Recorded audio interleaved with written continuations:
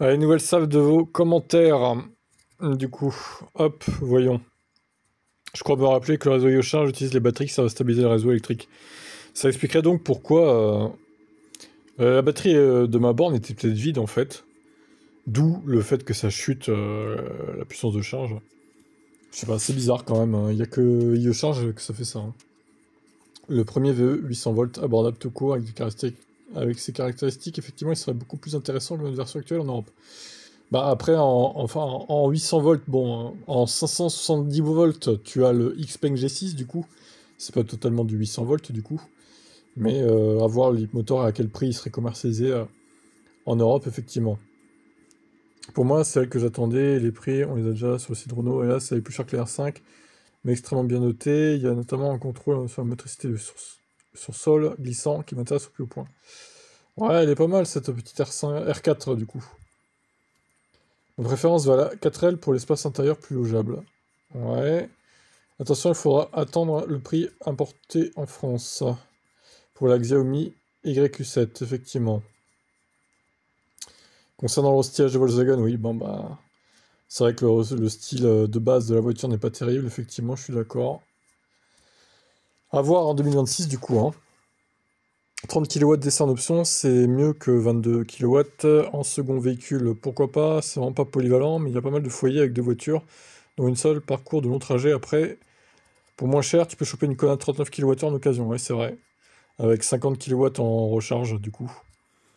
Et autrement plus efficient que ça, je pense. Et voilà, c'est un bon produit, le premier Kona, hein, franchement. Elle était prévue depuis la première présentation, hein. Ah, là, attention, hein. Le, le, le petit fan de Stellantis a parlé, du coup. Incroyable, un cool à vélo. En remplacement de maillon, pourquoi pas? Bah oui, du coup, ça fait 2 fois plus d'autonomie, presque. Incroyable. Alors lui, on va le garder pour la fin, je pense. Parce que là, lui, ça va être un peu long, je pense. Sélection naturelle, ok, mais pas pour celui qui arrive en face, évidemment, oui. Mais bon, c'est bien qu'ils aient renoncé à brider les Xiaomi, quand même, je pense. C'est vrai que tu te demandes si Mercedes veut vraiment vendre des VE. Après, personnellement, ça m'étonne qu'à moitié. Mon père a été mécano chez Mercedes de 98 à 2018, pas 3018 du coup. L'an 3018, que ce que sera l'humanité en 3018? Elle m'a toujours dit que Mercedes, ce n'était plus que le constructeur a été. Tu m'étonnes que la Chine, il se ramasse complètement. Qu'en Chine, sans parler des prix à mi-chemin entre le modèle 3 et le modèle S, et de la qualité des matériaux faiblards apparemment. Je comprends même pas comment ce produit est arrivé en l'état en production. Ouais, c'est pas normal hein, qu'elles soient pas compatibles les bandes 400 volts là, c'est un vrai problème, hein. 30 000 € en France, faut pas rêver. Entre les taxes d'importation et le malus au poids, on peut se rapprocher d'un modèle Y made in Germany. Oui, sûrement. On se doute bien qu'elle sera pas 30 000 € en France, cette YQ7. Même avec de l'essence, ça va être pour faire quoi? Il n'y a pas de courant, tout est à l'arrêt, oui, dans le cas de blackout. Au niveau style, pour moi, cette YQ7 est top, avec les specs, ça a l'air aussi pas mal. À voir quand elle débarquera en Europe et à quel prix. C'est pas possible car il y aura pas grand monde qui va acheter une voiture, une blinde, pour ne pas pouvoir la recharger au bon ensemble. J'imagine arriver à un lot de chargeurs et être obligé de me mettre sur une prise de courant alternative de 11 kW. À côté, t'as une Fiat 500 qui charge en 100 kW d'essai. Ouais, c'est ça. Tu ne pourras pas prendre la YQ7 non plus. Trop large et trop grand pour ton garage. Oui, bah, j'ai pas dit que j'allais l'acheter en même temps, hein. Je me doute bien qu'elle est trop grosse, oui. Mais j'aime bien, avec Xiaomi. Comme l'autre, la sucette, du coup. Trop grosse aussi, mais sympa. Des génies les types. Le vidéo charge est compatible 800 volts. Ok, bon, bah, c'est bon à savoir. Heureusement qu'il y a des gens qui réfléchissent chez Merco, même qu'ils sont payés pour faire ça. Il suffit de mettre une batterie de 100 kWh sur une Tesla. C'est sûr que la batterie de la Xiaomi est plus grosse que la Tesla. Bitcoin est passé devant Aramco en capitalisation. Ils se sont dit qu'il fallait évoluer la plus grosse société saoudienne, il était temps. Bon, on suit pas ça de près, nous, mais ok, on te croit sur parole. On a notre Peugeot 3008 à 47 000 €. Ouais. Parce que Peugeot t'attend pour bosser au même salaire qu'un ouvrier Xiaomi. Pour moi, Tesla reste le meilleur. Pourquoi? Si tu prenais la peine d'examiner en détail cette YQ7, tu te rendrais compte que Tesla est largement dépassé. Ouh, ça clash dans les commentaires. Le vendeur d'espace plus en libre, c'est pas... Ah, toujours à critiquer, toi, hein. Tu peux pas t'en empêcher, hein. Il passe sa vie à commenter mes chaînes, lui, hein, sous d'autres pseudos, hein. Même les chaînes F1, ils y passent. Il fait que ça de ses journées, c'est incroyable. Beaucoup trop cher vu le kilométrage du Peugeot 2008, effectivement. Dégradation de la batterie, nanana, des doutes, mais bon, pareil, j'ai toujours des doutes sur le SOH. Pour moi, il faut vider complètement et recharger complètement la batterie. Les estimations avec le dongle, ça vaut pas grand-chose. Ouais, c'est sûr que ça a ses limites, on va dire. L'hydrogène a été une grosse erreur car il faut plus d'énergie pour fabriquer 1 kg d'hydrogène. Les voitures électriques est la meilleure solution. Car les câbles sont déjà installés, pas besoin d'avoir des camions qui emmènent l'hydrogène. C'est vrai ça. Une pollution qu'on parle peu et le bruit des thermiques. À quand un système pour mettre des amendes quand une voiture à kéké fait trop de bruit? Oh, les radars anti-bruit, ça existe déjà, hein, même pour les motos et tout, là. Ça, dans les villes, certaines, ouais. Certaines, ça se développe, on va dire. C'est plutôt le gouvernement qui arrête d'investir sur l'hydrogène, qui aurait pu développer beaucoup plus sur cette technologie verte. Mais bon, le gouvernement de maintenant lâche tout sur les développements durables et forcément perdre énormément de retard. Perdre énormément de retard par rapport à d'autres pays qui font plus sur les énergies renouvelables. Bah, relisez-vous quand vous écrivez, parce que des fois, c'est un peu galère, hein. Ah, le principe du fonctionnement d'idéologue Aristo 4 en CDD. La fameuse technologie en CDD. Vous croyez vraiment que l'hydrogène, c'est la révolution? Enfin, non, en fait. Peut-être parce que le stockage est problématique à cause des pressions et températures qu'il faut maintenir, donc alimenter en permanence le stockage en électricité. C'est pas bête, ça, ouais. À contre-courant. Vous avez jamais conduit une VE pour dire ça? Et non, fondu pour ta culture, les voitures électriques chères, ça fonctionne pas. Mais on s'en fout des voitures électriques chères, mais qu'est-ce que tu racontes, toi, encore? Tu crois que les voitures hydrogène, ça fonctionne mieux? Mais t'es fou, hein? Tu as un baiser dans ta tête, toi, hein. Vraiment, va consulter, ça urge, hein. Le groupe d'Estérophloride explique dans un document déposé auprès de l'autorité américaine de régulation des marchés que la cession de ces 20 000 véhicules vise à permettre de mieux équilibrer l'offre et les prévisions de demande de modèles électriques. Ouais, ben en attendant, ils avaient commandé des VE et pas des voitures hydrogène chez Hertz.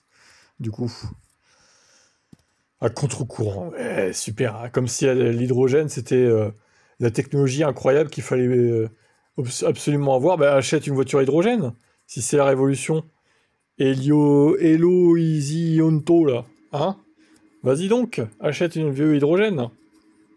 Si c'est la technologie d'avenir, ma foi. Vous me faites bien rire, les donneurs de leçons là. Vous y connaissez que dalle, mais bon, toujours à critiquer, hein. C'est quoi ce bruit de vent dans le micro? Tu enregistres sur ta trottinette? Non, je devais être dehors à ce moment-là. N'importe quoi. Oui, je faisais des vidéos sur ma trottinette électrique, du coup. Aïe, aïe, aïe. Non, parce que des fois, je fais des vidéos dehors. Oui, je prends le soleil, hein, désolé, hein. Profitons, hein, qu'il fait beau, hein.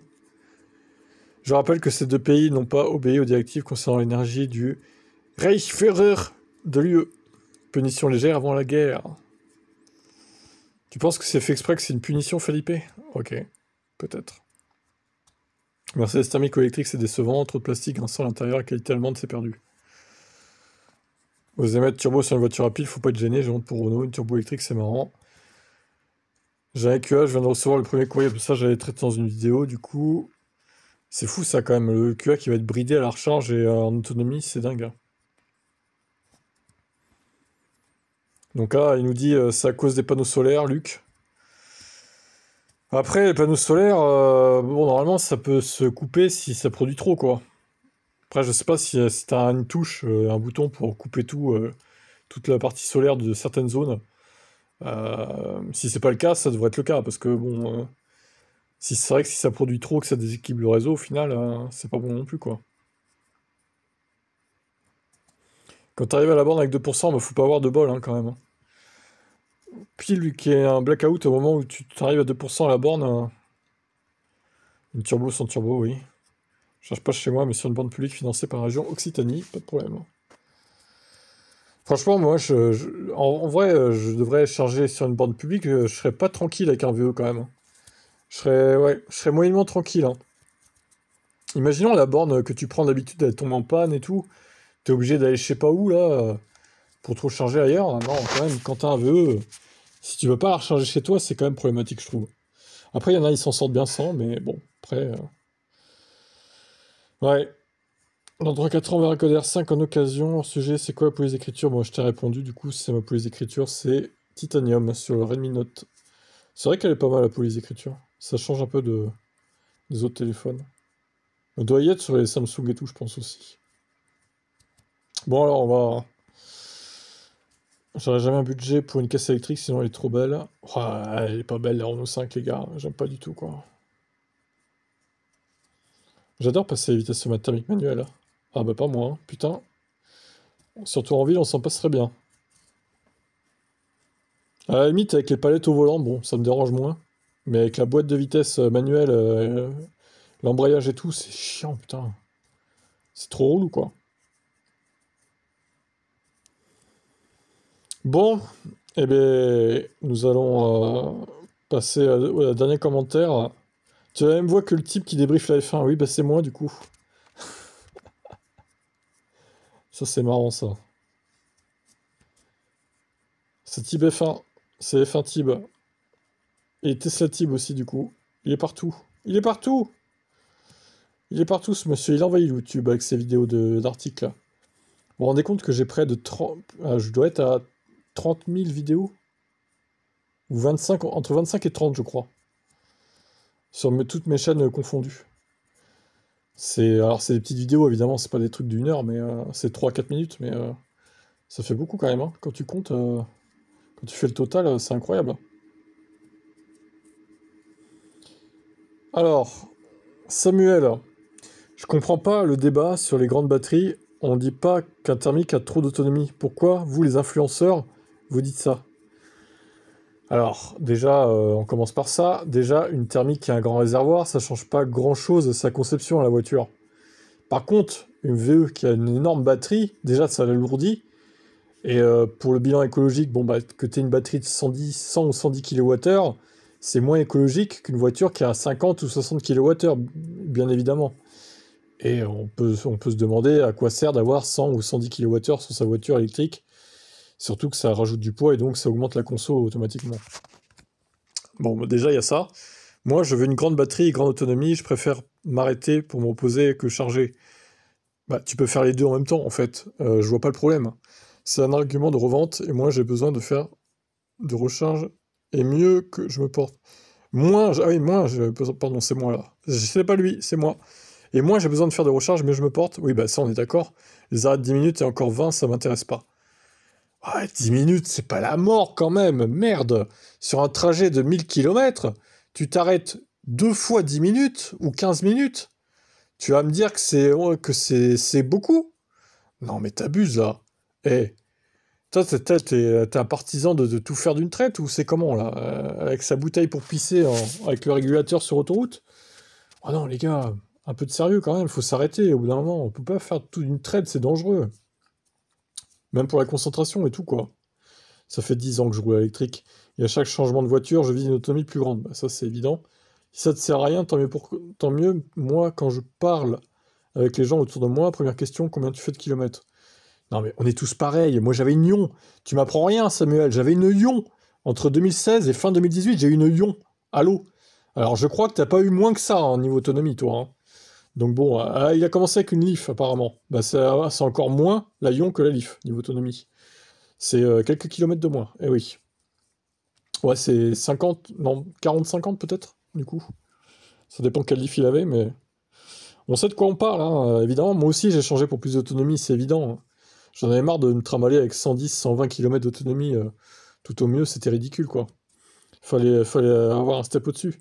Mais en même temps, d'acheter cette voiture, cette Ion d'occasion, c'était un pas pour moi dans l'électrique, fallait tester, quoi, en fait.